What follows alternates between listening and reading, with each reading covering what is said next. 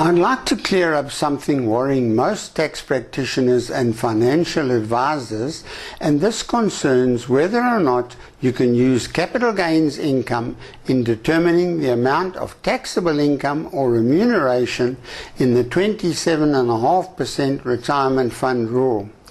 We know that 27.5% of the greater between remuneration or taxable income may be used to work out the allowable deduction, and we know that the allowable deduction is capped at 350,000 Rand a year. Treasury issued a document in July 2016 relating to the Taxation Laws Amendment Bill, and this includes an example that offers an interesting side to this calculation. Their example helps explain how income from capital gains can be used in the calculation of 27.5% of taxable income to determine a limit to the retirement fund deduction. The example also illustrates that the limit may be restricted to a portion of actual remuneration.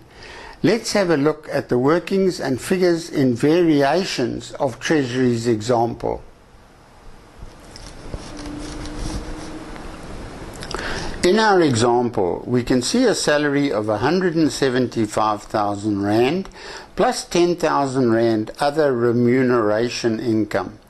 Note that the definition of remuneration for this calculation has been extended to include taxable and tax-free income such as net tax-free dividend income from SA shares that are taxed at 20% at source and the dividend payout to the shareholder is tax-free.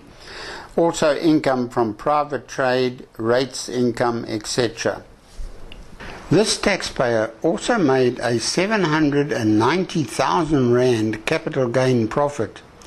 After the 40,000 Rand annual exclusion was granted, 40% of the remaining 750,000 or 300,000 Rand was added to income. The taxpayer made a contribution of 150,000 Rand into his RA fund in the tax year. We can see that the taxable income of 485,000 Rand is greater than the remuneration income of 185,000 Rand.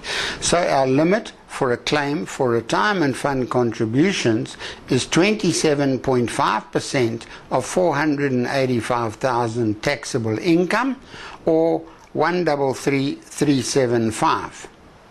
The 150,000 Rand actually contributed is more than the 133,375, so the allowable deduction is limited to 133,375 Rand. As long as this 133,375,000 is less than the remuneration income excluding capital gains, then the 133,375 will be allowed as a deduction. In Treasury's example shown here, a taxpayer earned a salary of 75,000 Rand and also earned 10,000 Rand from other remuneration income. This taxpayer also made a 790,000 Rand capital gain profit. After the 40,000 annual exclusion was granted, 40% of the remaining 750,000 or 300,000 was added to income. This taxpayer made a contribution of 100,000 Rand to his retirement annuity in this tax year. We can see that the total taxable income of 385,000 is greater than the remuneration income of 85,000, so our limit for a claim for retirement fund contributions is 27.5% of 385,000, or 105,875 Rand. The 100,000 Rand actually contributed is below the 105,875, so the 100,000 Rand can be used as a deduction against the remuneration income, but remuneration income excluding income from capital gains. What SARS is saying here is that because the remuneration income is only 85,000 in this example, then the claim is limited to the remuneration income of 85,000 Rand in this case. The excess contribution of 15,000 Rand can be carried forward to next year or will be granted as an extra tax-free amount at retirement.